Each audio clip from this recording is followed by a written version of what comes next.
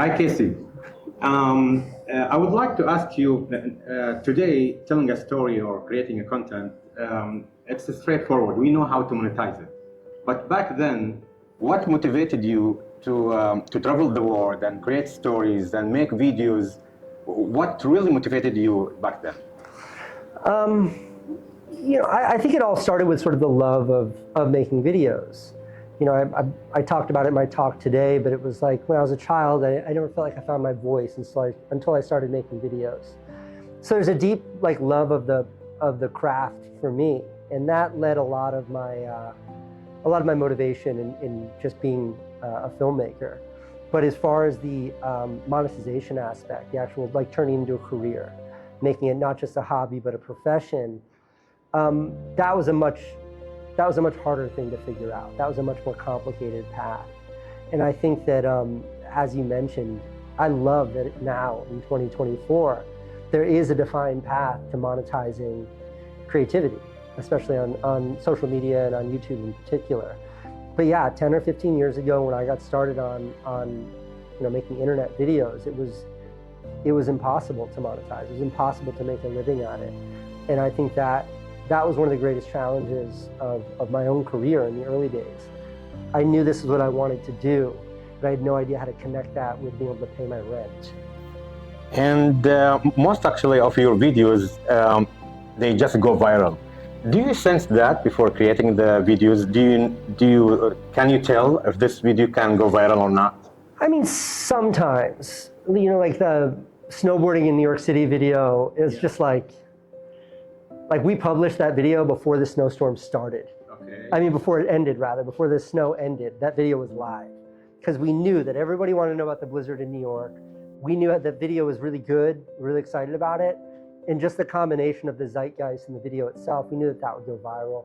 But the other 1,100 videos on my channel, I'm like, no, not really.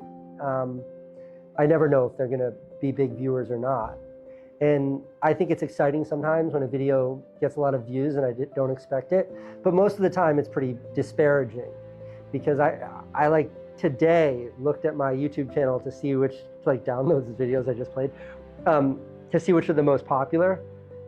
And I don't think any of the first 10 videos are anywhere near my best work. I think the videos that I make that are my favorite, they're not even in the top 100 most viewed. So I'll make something that I think is great, like a story that I'm so into, a narrative that I think is really well told, like a video I worked really hard on, and it will do, normal. And then I'll make a video in an afternoon that's whatever, and it just explodes. So it's there's a little bit of being I give up, and I don't try not to think about the views before I make a video. All right. Well, since you are a pioneer of creating videos and storytelling, what is evolving now? What is different between today and back then? I think the difference now is just the sheer ubiquity of it. It is everywhere now. There's no escaping it now. I remember when YouTube first started in 2007, nobody knew what it was. And that evolution is something I lived through. 10 years ago, what it meant to be a YouTuber is you sort of sat on the edge of your bed and talked to your camera. And now it means something radically different. So I think that the biggest shift has been the fact that it's consumed everything. It's just this tidal wave or this vacuum that has sucked up all the media. The numbers that you see on cable television in the United States compared to the numbers that you see on YouTube are fractional. They're fractional. So the biggest shift is, that it's just everywhere. It's sucked up everything. It's this blob that just absorbed every facet of filmmaking and creative output online. Creative output in this space, rather. What it's evolving. So that evolution of seeing it grow like that, I think has been a really profound shift. And I think that it has the potential to really shift creativity and invite and invent new sort of forms of creative expression using video. How about AI and this new technology? Does it really affect it does affect it. I don't care because I'm not interested. I find it interesting, but for my creative process, it's just not part of it. I think it's fascinating, But I think like that will be part of the narrative. I think like all of these shifts in technologies, as the internet becomes just more pervasive for video distribution, I think that we're going to see some shifts. Where I'm disappointed is in the lack of sort of creative shifts. Like I would think that, you know, YouTube would have yielded 1,000, you know, creators that have taken over Hollywood with their inventiveness and creativity.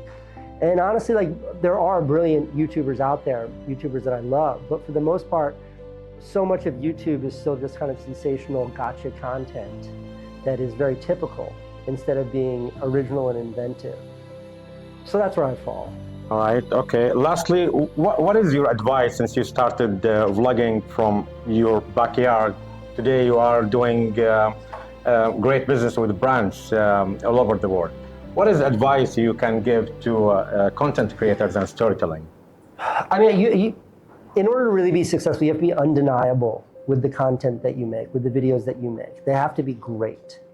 There is no, I think there's no real opportunity in this world for mediocrity right now. I think you could have been mediocre 10 or 15 years ago and maybe figured out how to brute force success, but I think now it necessitates a level of inventiveness that forces that kind of success, that forces you in front of an audience, that forces people to pay attention. That's what's required now, is being just completely undeniable in the work that you're putting out, and brands will gravitate to you. Opportunities will gravitate to you. It's very hard to define that, it's intangible, but for me that's paramount.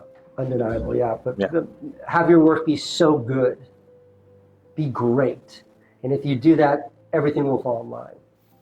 Cool. Thank you, Casey. Thank you so much. Great questions. Thank you.